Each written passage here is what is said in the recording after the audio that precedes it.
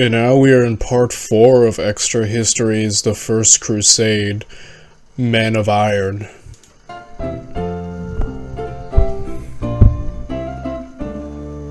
And so, at last, the Crusade sailed across the Bosphorus. All 5 of the crusading armies and the remnants of the Peasants' Crusade joining into one massive force to retake the Holy Land. The Crusaders finally passed out of Christian territory. They weren't on Allied ground anymore. For once, any damage they did would actually be to the enemy they were summoned to fight. The First Crusade really had begun. But as the ships crossed the Bosphorus and disgorged their cargo of men in mail and plate, of giant destriers barded for war, of crossbowmen counting their quarrels, they were met with a silent, empty plain. One after another, the Crusader forces arrived, and they waited. Anatolia was quiet. Too quiet. No Turkish horde came to sweep them back into the Bosphorus. No Saracen riders came to pour waves of arrows down on their crusading band. And so the princes met, discussed, and decided that they would move their forces to Nicaea, a few days' march away, with Godfrey de Bouillon at the head of the band. Nicaea was an important city. It was strategically important. It held the road to Jerusalem. If they couldn't take it, they'd have to march a much more difficult path with an incredible enemy stronghold at their back. Nicaea was also symbolically important. The First Ecumenical Council, the Council of Nicaea, had once been called there by the Emperor Constantine himself to determine what was orthodox for the Christian world. And it was politically important. When Kilij Arslan took over the Sultanate of Rum, he took Nicaea for his capital. It housed the royal treasury and the family of the Sultan. So the crusading forces marched on Nicaea.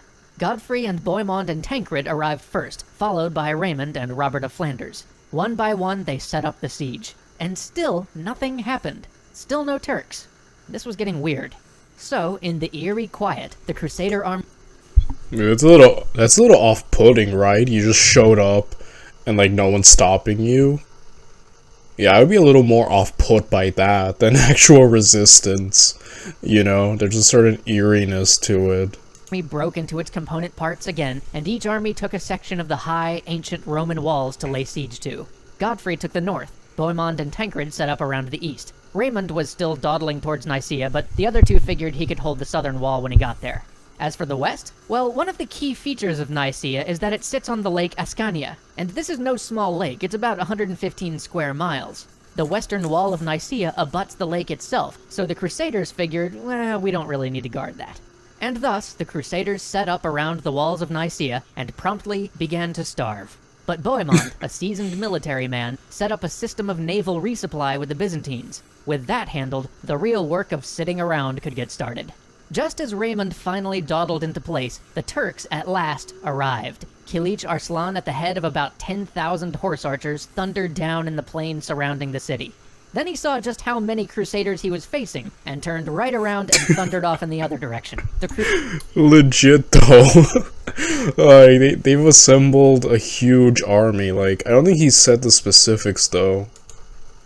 Okay, so I'm just did a quick Google search. Again, this is Wikipedia, which I know is a source not a lot of people say they like to use, and this is literally just the first thing that popped up. But about 60,000 to 100,000. I'm still not sure if that's even correct, to be honest, but that's like the first thing that popped up.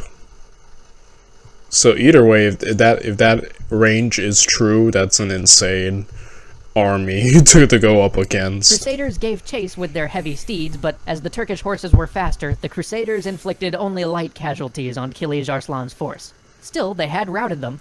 The Crusaders celebrated. They held the field, and morale was lifted. It was time to get back to the siege.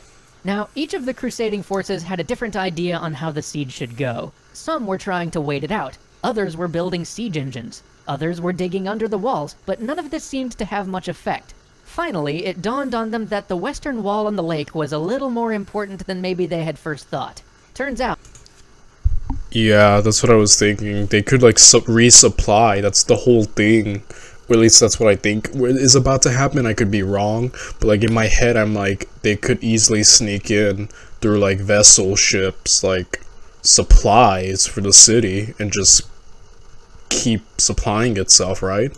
The garrison at Nicaea was secretly getting resupplied by boats coming over the lake at night. That kinda threw a wrench... Yeah, that's what I was thinking, because we saw examples of that a lot. their coastal cities, especially like in the Napoleon series and whatnot. So it's like you need to secure the sea or the lake, you know, to have a complete. You need. That's the thing about coastal cities. You need land and sea superiority, right? Mention this whole siege plan. The Crusaders didn't have enough forces to guard the entire coast of that enormous lake, and they didn't have a navy of their own to stop the resupply either. But if they didn't somehow prevent supplies from getting into the city, the defenders could practically hold out forever. So what do? Well, in a feat of logistics that could only be achieved by the heirs of Rome, the Byzantines came to the rescue. They sailed a group of ships to the harbor at Kivito, hauled them out of the water, put them on rollers, and dragged them to Nicaea.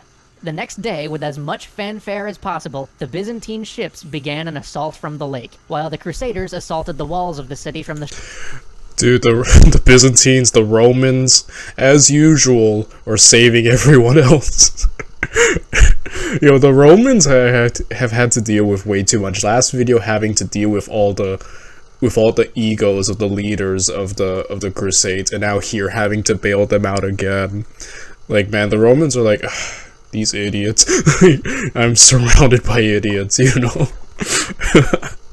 So, man, the Romans, man, still the wild. shore. And soon, with their resupply cut off and their reinforcements driven back, the people of Nicaea offered to surrender. But here's where it gets complicated, because who do you surrender to? There were basically 5 crusading armies and the Byzantines surrounding the city.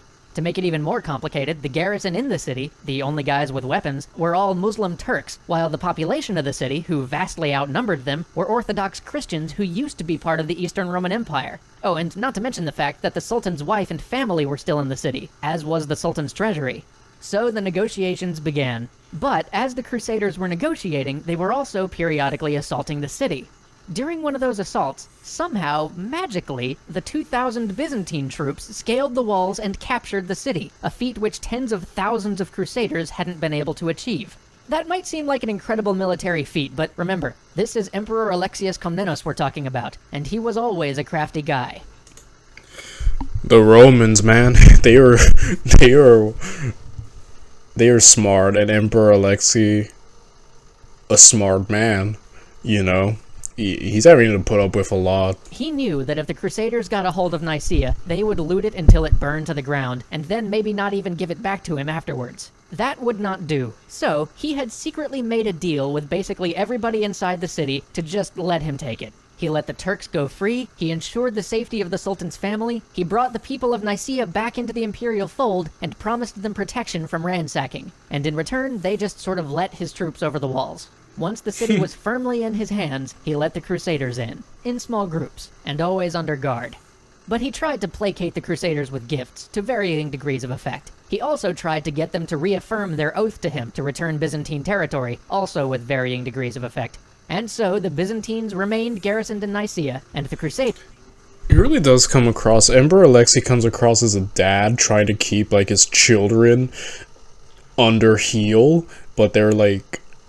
Yeah, he's having to, like, not only is he having to deal with dealing with the Turks, but he has to deal with, like, the Crusaders, who are just a ticking time bomb. Like, if they go off, they will destroy everything. So, like, he's having to use a lot of diplomacy, which we love to see. You know, you have to be smart. He's obviously shrewd and politically savvy, which is just great, because he needs to be, and this is feat here of getting the city and accomplishing all this before the Crusaders just destroyed everything is great, because again, this is what he's trying to get back, his territory. So, again, the Romans, man, outshining everyone else, all these Christian nations, you know. Crusaders prepared to press on. But, hang on, what exactly was going on with the Turks this whole time? Why hadn't they showed up until it was too late? Where was Kilij Arslan the whole time the Crusade was marching on Nicaea? Well, have I got a surprise twist for you. I bet you thought this whole time that that whole Peasants' Crusade thing was useless, perhaps even more than useless.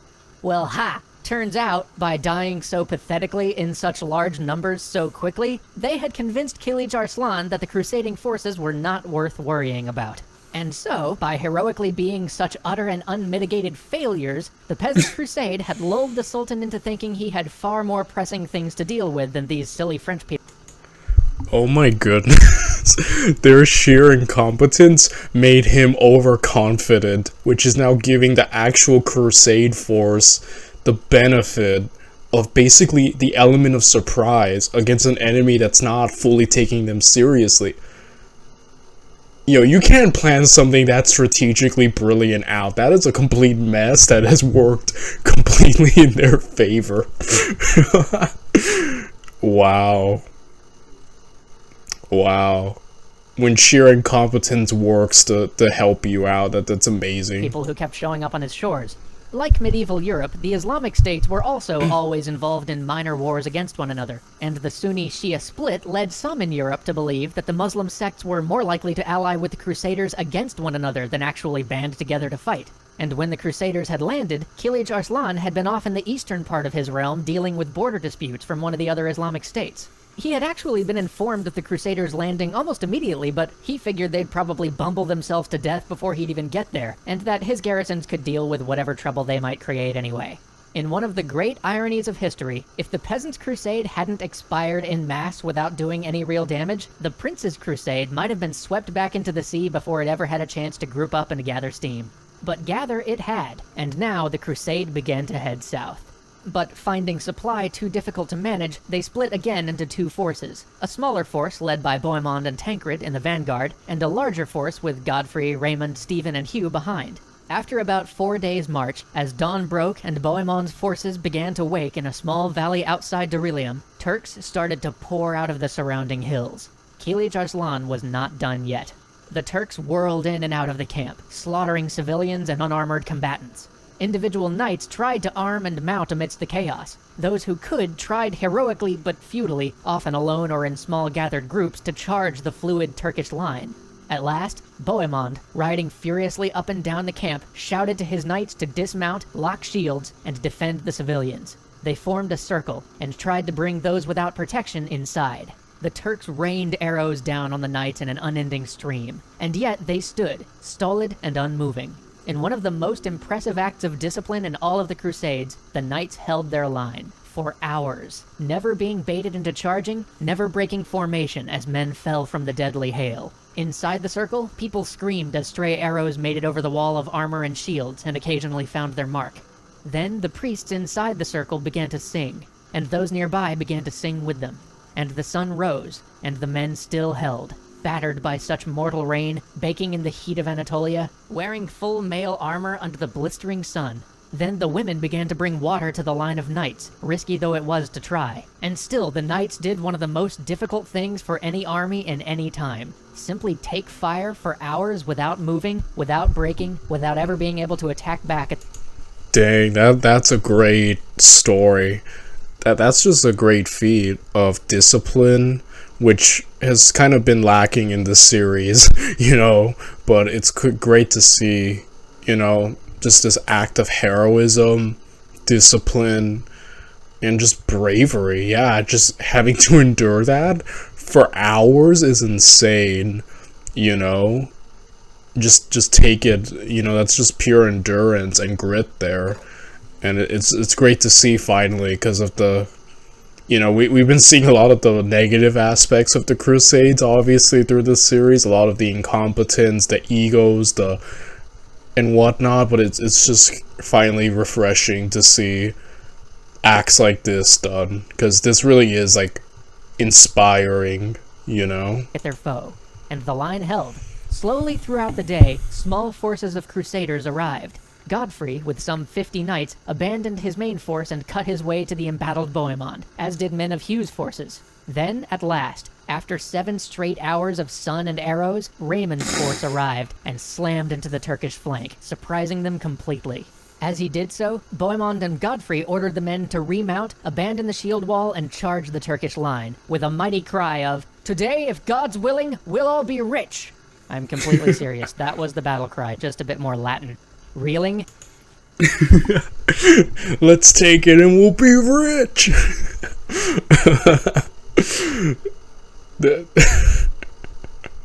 I love that. Kilij Arslan pulled back to a hilltop to defend. The fighting was fierce until at last, a force led by Bishop Adhemar of all people, snuck around behind the Turks, burned their camp, and charged them from the rear. Dang, he flanked them. The oldest trick in the book. And still somehow one of the more effective ones. Yeah, I was wondering, this guy's been like, he was appointed the leader by the Pope, and we've hardly heard anything about the bishop, which is the funniest thing ever, right? The Turkish line fell apart, and the way to Antioch was left open to the exhausted Crusaders.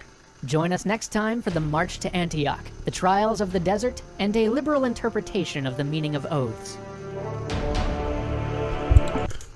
Well, we'll be covering that tomorrow, my friends. I will see you all then. Bye, everyone.